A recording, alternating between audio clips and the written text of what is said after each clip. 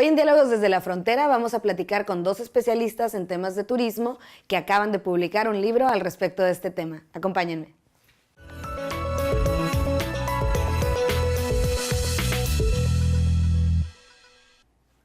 Bienvenidos a Diálogos desde la Frontera. El día de hoy tenemos en el estudio a dos especialistas en el estudio del turismo y quienes recientemente publicaron el libro Turismo Residencial en México, Comportamientos Socioespaciales. Le quiero dar la bienvenida aquí en el estudio a la doctora Nora Bringas Rábago. Ella es profesora investigadora del Departamento de Estudios Urbanos y del Medio Ambiente del COLEF, aquí en la sede de Tijuana. Y por videoconferencia tenemos a la doctora Maribel Osorio García. Ella es profesora investigadora del Centro de Investigación y Estudios Turísticos de la Universidad Autónoma del Estado de México, quien también nos acompaña. Y bueno, bienvenidas a las dos. Muchas gracias por acompañarnos. Gracias, Nora. Gracias, Maribel. Y bueno, este es el libro Turismo Residencial en México, Comportamientos Socioespaciales. Pero Nora, quisiera primero empezar contigo para poner el tema en contexto. ¿Qué entendemos por turismo residencial? ¿De qué estamos hablando? Mira, el turismo residencial es un concepto, por así decirlo, nuevo en términos de cómo se le ha llamado, aunque es un fenómeno que no es nuevo para el caso específico en la frontera. Es un concepto que está muy relacionado con la adquisición o la compra de viviendas de segundas residencias por cuestiones de ocio y de descanso básicamente, ¿no? Entonces es una nueva manera de alguna manera de las sociedades modernas que busca la migración por estilos de vida. ¿Esto qué quiere decir?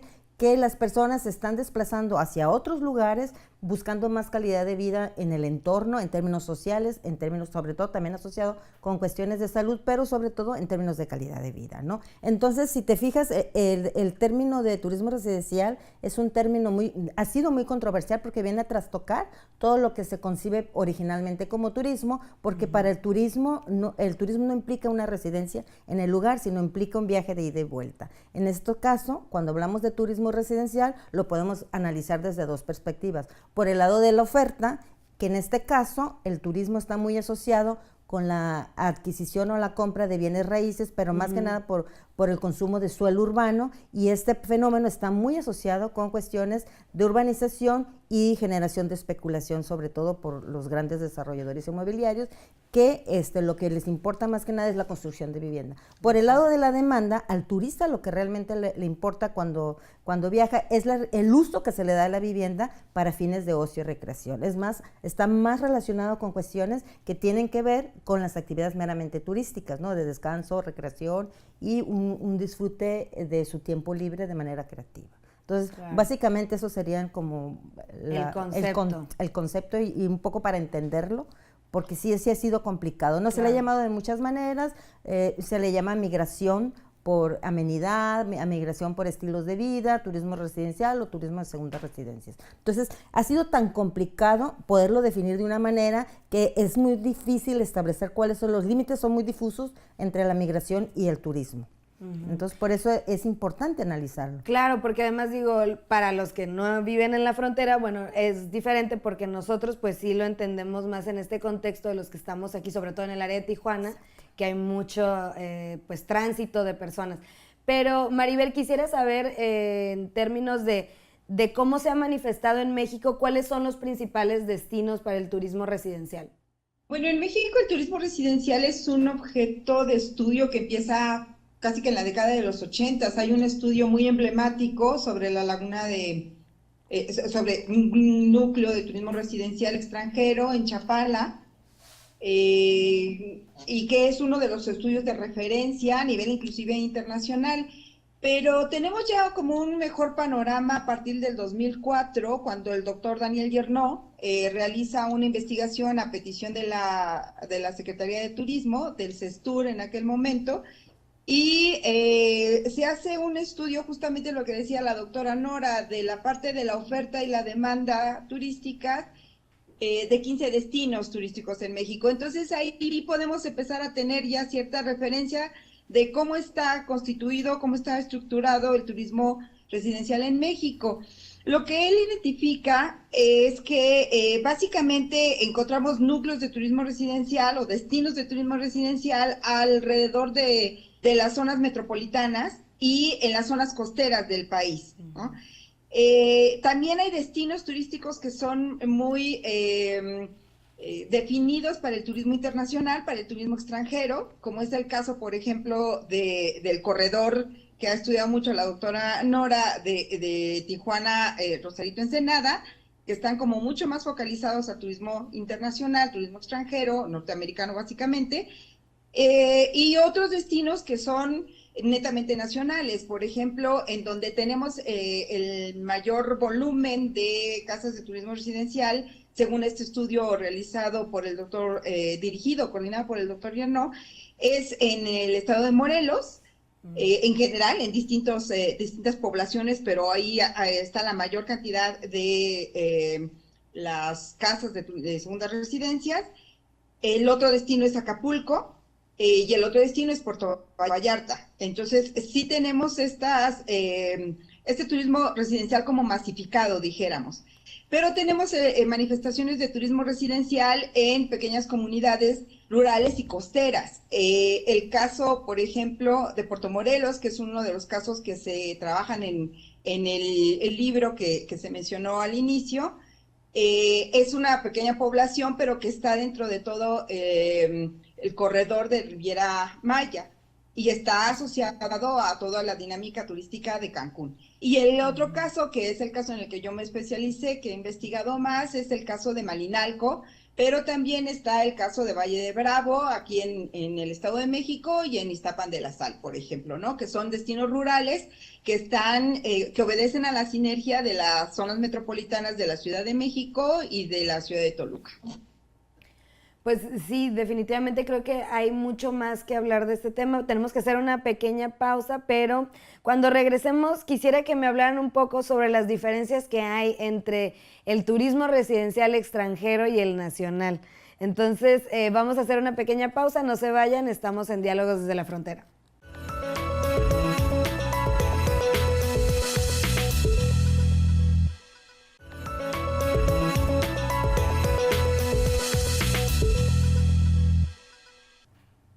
Bienvenidos de regreso a Diálogos desde la Frontera y estamos hablando sobre turismo residencial. Y bueno, hay dos visiones del turismo residencial, uno que tiene que ver con el turismo extranjero y otro con el nacional. Nora, me gustaría que me hablaras cuáles son las diferencias y lo que existe detrás del turismo, sobre todo del extranjero, que es tan visible en esta zona de la frontera, porque sigue habiendo la idea de que los extranjeros no pueden comprar pues tierras, ni terrenos, ni bienes raíces. Sin embargo, sí los pueden comprar, pero ¿nos puedes explicar cómo funciona? Sí, cómo no, mira, aquí el asunto en el caso, sobre todo en el caso de la frontera y de las costas, existe una restricción por parte del artículo 27 de la Constitución, donde se limita a los extranjeros a que puedan adquirir bienes raíces en una franja de 100 kilómetros en la frontera y 50 en las costas, ¿sí? Entonces, eso ha sido básicamente por cuestiones de soberanía, ¿sí? Por defensa del país, pero eso se creó a partir de 1973, cuando se crea la figura jurídica del fideicomiso, con Luis Echeverría Álvarez, con lo cual se deja una ventana abierta para que los extranjeros puedan adquirir bienes raíces en esta zona que se le llama originalmente prohibida para extranjeros. Pero aquí el asunto es que, de facto, están autorizados para usufructuar. En teoría no son dueños, pero ya sabemos que en la vida real sí son dueños, ¿no? Entonces, ha habido cambios en la legislación. Originalmente, solamente para los extranjeros no podían ser dueños. Por eso existían muchos extranjeros, pero con prestanombres, ¿no? Entonces, la figura del fideicomiso lo que permitió es generar confianza para que los extranjeros pudieran adquirir en esta zona, pero solamente se puede hacer a través de la figura del fideicomiso. En el caso de Baja California en específico, como es uno de los estados más nuevos de México, gran parte del territorio que nosotros teníamos eran ejidos. Entonces, pero como los ejidos no tenían, realmente no se podían destinar para la agricultura porque realmente no había esas condiciones por cuestión de tipos de suelo y clima y demás. Entonces, también con Echeverría se creó una figura que se llamó ejido turístico, que posibilitaba que estos ejidos, que no tenían el potencial para desarrollar actividades agrícolas o ganaderas, destinaran su uso para el turismo. Y fue así como en nuestro estado, en toda la península, sobre todo en toda la península de Baja California, empezaron ellos a adquirir estas viviendas, a construir sus viviendas. Como no eran dueños, no podían ser dueños porque la Constitución le ponía esa limitante. En el caso específico de Baja California existe un tipo de desarrollo turístico que es muy particular nuestro, que son los llamados trailer park, ¿sí? ¿Qué eso qué hace? Que los extranjeros rentan por espacios de hasta 10 años el suelo, ellos traen su casa de madera o su traila, como le llaman aquí, los vehículos recreativos, las casas rodantes las instalan y a partir de eso empiezan a construir. ¿Sí? Entonces, eso existe en Baja California, pero no lo vas a encontrar en otras partes de México, ¿no? ¿Por qué? Por todo nosotros tenemos, de alguna manera, el estar cerca de la frontera nos ha permitido tener un ámbito de vida transfronterizo y que es mucho más fácil, porque además cualquier extranjero entra y no se te pide papeles ni nada, ¿no? En el caso cuando se crean la figura de los ejidos turísticos, empieza a desarrollarse de alguna manera más este tipo de viviendas, pero por otro lado, también en el 73 se creó la figura del fideicomiso para darle certidumbre para que los extranjeros pudieran vivir aquí y comprar aquí. Ahora, ¿eso por qué sucedió? Sucedió por un caso en concreto que sucedió aquí en Baja California a finales de los 50 en San Antonio del Mar. Se asoció un extranjero, Eastwood, con un mexicano. Entonces creían construir un centro hípico en lo que actualmente conocemos como San Antonio del Mar, y empezaron a vender membresías por 99 años a extranjeros, básicamente estadounidenses, pero eso no era viable, violaba la Constitución mexicana. Entonces, pero ellos lo vendieron y se vendió como pan caliente. Obviamente, cuando llegaron los extranjeros que querían posesionarse de sus tierras, resulta que les dijeron, no puedes, porque es ilegal. Entonces, eso te podrás imaginar, era un problema muy serio porque ya estabas afectando los intereses de ciudadanos estadounidenses en México. Claro. Entonces ellos acudieron al gobierno de Estados Unidos para que interviniera porque en México les estaban robando prácticamente. Haciendo un fraude. Exactamente. Pues. Entonces aquí, para solucionar ese problema, lo que pasó es que el gobierno del estado adquirió y ahí empezó con el fideicomiso San Antonio del Mar, que originalmente pertenecía al gobierno del estado, tuvo que intervenir para regresarles el dinero y pagarles y evitar que el problema tomara carices más fuertes, ¿no? Entonces, a partir de ahí se vio la necesidad de pensar en generar una figura jurídica para hacer esto, y así fue como posteriormente, ya en el 73, pues se creó esta figura del fideicomiso que sí permite a los extranjeros vivir en esta zona, ¿no? Y de alguna manera esta es como la principal diferencia que hay entre el turismo residencial extranjero, o sea, en términos de la adquisición de sus casas y demás. Sí, porque en realidad el extranjero, por ejemplo, tú construyes la vivienda, pero en realidad cuando se te termina el periodo, originalmente fue creado por 30 años, y posteriormente con Luis Echeverría se amplió a un periodo de 50 años. Okay. ¿Sí? Ahora, en 50 años, pero también se le incorporó algo que antes no existía, que tus hijos, si nacían aquí, tus hijos podrían adquirir la vivienda, que antes no había eso. Entonces, de alguna manera también eso les dio certidumbre y empezaron a adquirir más. Y por eso también ha crecido tan exponencialmente. Ha crecido muchísimo, claro. Entonces, ¿por qué también? Bueno, las condiciones en el mundo están cambiando, y ¿por qué tener una vivienda, una segunda residencia en México, comparada con Estados Unidos, es mucho más barato? Claro. Pero en la frontera en especial, a diferencia, por ejemplo, los estadounidenses tienen viviendas en Ecuador, en Costa Rica, en muchos otros países, inclusive aquí mismo en México. La ventaja de adquirir una segunda residencia, en el caso del corredor costero Tijuana, Rosito, Ensenada, es que la frontera está muy cerquita del lugar donde tienen su residencia habitual. Principal. Entonces eso les permite ir y venir. Sí, es muy cómodo. Entonces es mucho más fácil para ellos, y además yo creo que también mucho de las segundas residencias, por eso se ha dado un boom, sobre todo en los últimos años, está muy asociada con cuestiones de salud. ¿Sí? ¿Por qué? Porque también a partir de que en Estados Unidos cambió la ley que les permite pagar seguros en México, obviamente esta gente... el turismo médico asociado, está muy asociado con este crecimiento y que ha experimentado también este tipo de turismo, más de residencias secundarias, ¿no? Claro. Entonces, son fenómenos que van de la mano, pero también porque para ellos les resulta mucho más barato vivir en México Sí, porque además con lo que pagan una vivienda aquí, en Estados Unidos difícilmente podían adquirir una vivienda similar, dicho por ellos mismos, y además porque en Estados Unidos hay restricciones para vivir en las zonas costeras, ¿no? Entonces, eso de alguna manera ha permitido que en México se haya dado ese desarrollo. Y bueno, en términos de lo que platicabas, pues también tiene que ver con que también los desarrolladores, las inmobiliarias y el gobierno han también favorecido que se solucionen todo este tipo de entramados legales para que pueda venir esa inversión también aquí a Baja California, en este caso en particular. Vamos a hacer otra pequeña pausa y cuando regresemos, Maribel, nos podrás platicar cuáles son las diferencias también o las características principales del turismo residencial, pero en interior, en el nacional. Vamos a hacer una pausa y regresamos. No se vayan, estamos en Diálogos desde la Frontera.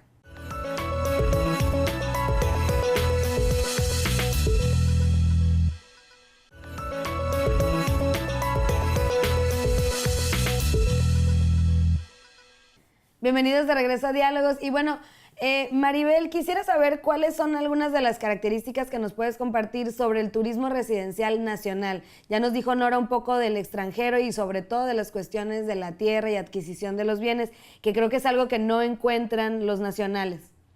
Mira, en el caso del turismo nacional estamos hablando evidentemente de un turismo de una capacidad económica que tiene la posibilidad de tener una segunda residencia. En México tenemos destinos turísticos como el caso de Valle de Bravo, el caso de Malinalco, en donde alberga a segmentos de muy alta capacidad económica en México, fundamentalmente con perfiles de políticos y de empresarios, ¿no? de grandes empresarios. Este turista residencial nacional sí efectivamente tiene un comportamiento de recurrencia, de alta frecuencia de visita de su segunda residencia, fines de semana, cada 15 días, periodos vacacionales, que no así, por ejemplo, los turistas extranjeros de otros destinos, como es el caso de Puerto Morelos o como es el caso de Huatulco, en donde son turistas de periodos invernales, ¿no? Que vienen a pasar aquí los meses que son de frío a estos lugares cálidos, ¿no? Entonces su estancia se prolonga durante varios meses y después regresan a sus lugares de origen. En el caso del turismo nacional no es así, efectivamente tenemos una frecuencia de su visita. La vivienda la han adquirido, sí, a través de mercado inmobiliario, a través de inmobiliarias, pero también ha sido mucho producto de un proceso de trato directo con los propietarios de las comunidades rurales y a través de autoconstrucción. Eso es una de las cosas que nosotros encontramos en el caso de Malinalco.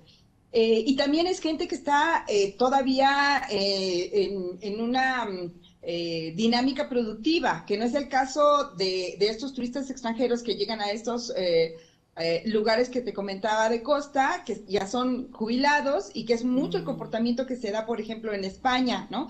De los europeos del norte que viajan al sur, pero que tienen ya cubren un perfil de jubilados. En este caso estamos hablando de gente de nivel socioeconómico alto, productivo, que vive en zonas metropolitanas y que su aspiración es pues una evasión a la buena vida, ¿no? Es llegar a un destino en donde pueda tener una calidad de vida, tranquilidad, descanso.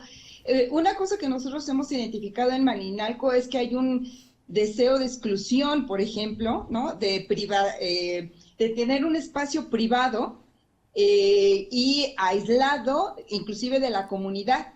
Hay otro perfil de turista residencial que nosotros identificamos más bien como de intelectuales, de académicos, que se relaciona más con la comunidad. En el caso de Malinalco, ahí sí tenemos una interacción, hay un interés por los valores culturales, por un desarrollo de apoyo, de responsabilidad social, pero tenemos también este otro comportamiento de una clase de élite muy alta, que lo único que le interesa es tener un espacio privado para poder establecer sus redes sociales y personales, ¿no? Los impactos que tiene todo esto son, se trastoca mucho la estructura urbana y puede llegar a tener impactos mucho más fuertes, dijéramos, que el turismo convencional. Si quieres tocamos este tema un poco más adelante. Muchas gracias, Maribel. Pues sí, precisamente justo a eso iba como mi siguiente pregunta, porque bueno, ya entendemos la parte de que bueno, es muy evidente lo que menciona Maribel en términos de quiénes son los que pueden hacer pues turismo residencial nacional y bueno, también los extranjeros que aquí sí hacen hacer, vale más su dinero, digamos, en la zona costera. Pero ¿cuáles son realmente los impactos pues sociales del espacio y de las dinámicas de que vengan, estén por tiempos más prolongados, por ejemplo, aquí en la costa, o que ya sean personas jubiladas, como decíamos? O sea, ¿cuáles son los impactos sociales que hay en términos del turismo residencial, Nora? Mira, en términos sociales, pues son básicamente que este tipo de turismo, al ser con mayor poder adquisitivo que la población local, lo que ha generado son segregación socioespacial. Ha habido una exclusión de la población local por el acceso hacia las viviendas, sobre todo de las zonas primera línea de costa, porque encarece todo, ¿no? Claro. Entonces, en términos sociales, pues ha impactado en eso, en términos ambientales, no precisamente por el turista, sino por los desarrolladores inmobiliarios. Ha habido una destrucción de los espacios, de la pérdida de paisaje, vegetación, dunas costeras, donde no se ha respetado, ha crecido de manera anárquica y no planificado. Entonces, ese es un problema que de alguna manera estamos sufriendo hoy en día, y que como se hicieron de manera improvisada, pues no se planeó el uso de servicios como el drenaje, entonces hay desalojo de aguas negras al mar, etcétera, etcétera. Y en la parte económica también, originalmente, este tipo de turismo ha sido bastante cuestionado porque se dice que no deja nada en las comunidades donde se establece. Sin embargo, bueno, yo puedo hablar un poco en el caso del corredor, que es lo que yo he estudiado más. Yo hice un trabajo en el 92, una encuesta a residentes extranjeros en 1992, y la siguiente que hice fue en el 2012. Entonces eso me permitió de alguna manera percibir estos cambios. Entonces el tipo de turismo está cambiando. Ha cambiado, sí, en términos de que cuando yo hice el primer estudio en 1992, no había un involucramiento de este tipo de turistas con la población local, ni siquiera les interesaba hablar español ni involucrarse con la población, y esto está cambiando. Ahorita tenemos un tipo de turismo que quiere involucrarse con las comunidades, que está participando en actividades artístico-culturales, pero también con cuestiones de filantropía. Están apoyando bibliotecas, están apoyando a dar clases de inglés a niños, entonces están haciendo mucha labor comunitaria y también de alguna manera están participando en actividades que tienen que ver con el cuidado al medio ambiente. Eso no lo veíamos antes, lo cual nos está hablando de que ha habido, sí es cierto, que los impactos han sido en muchos sentidos y son muy grandes, pero también en los últimos años yo creo que también tiene que ver con este cambio en el modelo de turismo que estamos experimentando, que el turista está buscando más las experiencias, ¿no? Y una manera de hacerlo es precisamente de convivir más con la población local, y sobre todo, por ejemplo, en términos económicos, nosotros encontramos que antes la gente hasta el agua que iba a tomar se la traía de Estados Unidos, y ahora estamos viendo que esta gente compra y consume local. Consume lo local. Tú vas a Rosarito en las tardes y te vas a encontrar en muchos restaurantes y cafés que están muchos de estos visitantes. Originalmente el turismo que venía era de retirados, pero hoy también estamos viendo un cambio en este perfil. Porque antes veíamos más gente de la tercera edad, ahorita ya no. También está gente que trabaja en Estados Unidos, que vive en Tijuana y trabaja en Estados Unidos. O sea, tenemos una migración en sentido contrario también. Exacto. Pero también eso te habla de una especialización también de esta zona costera, sobre todo de las zonas que están más cercanas a la garita internacional.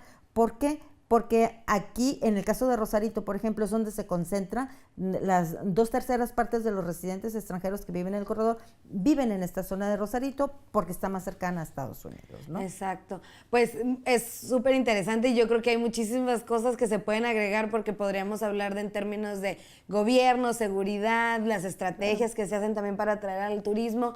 Maribel, rápidamente, en un minuto, ¿algo más que quisieras agregar? Solamente señalar dos cosas, que efectivamente en términos de carácter económico, las poblaciones rurales que son marginadas y que tienen una proporción importante de población en pobreza, sí sienten, o sea, sí, de acuerdo a los estudios de percepción que nosotros hemos hecho, sí perciben un beneficio económico en términos del turismo residencial porque genera empleos. Son empleos de mantenimiento, de vigilancia, de aseo. Son empleos de baja remuneración, pero sin embargo sí representan un ingreso adicional en estas comunidades, ¿no? Eso es uno. Y lo otro es que El turismo residencial también se ha considerado como un vector de la posmodernidad, ¿no? Porque fomenta la parte de lo que es el localismo, fomenta esta sensación de un regreso a las comunidades, ¿no? A la reconstrucción de la familia, dijéramos, ¿no? A los pequeños grupos. Y eso, tanto de quienes vienen el localismo, buscando el localismo y la contraurbanización, como de las comunidades receptoras, como de las comunidades anfitrionas, está representando una serie de cambios positivos y negativos, pero vamos, eso es lo que conlleva la posmodernidad. Sin duda, pues sí, un tema muy interesante. Muchas gracias a las dos. La verdad es de que es muy corto el programa y es tan amplio el tema. Pero bueno, no se olviden de que ya pueden adquirir el libro de Turismo Residencial en México, Comportamientos Socioespaciales, de Maribel Osorio García y Nora Bringas Rábago. Muchas gracias a las dos. Y bueno, lo pueden adquirir visitando la librería virtual del COLEF en www.colef.mx, y les recuerdo que ahí también pueden saber más de esta información y más del trabajo que se realiza aquí en el COLEF. Nos vemos en la próxima edición de Diálogos desde la Frontera. Hasta pronto.